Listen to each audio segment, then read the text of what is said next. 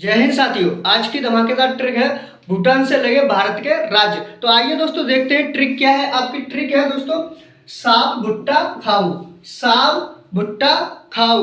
सास एस से आपका बन जाएगा सिक्किम, ए से आपका अरुणाचल प्रदेश, ए से आपका असम, बी से आपका पश्चिम बंगाल जिसे हम वेस्ट बंगाल कहते हैं। तो दोस्तों आपको ये ट्रिक कैसी लगी ये आपको कमेंट बॉक्स में बताना। ऐसे ही नई नई ट्रिक देखने के लिए दोस्तों चैनल को सब्सक्राइब कर लीजिए। मिलते हैं नेक्स्ट ट्रिक के साथ। जय हिंद, जय भारत।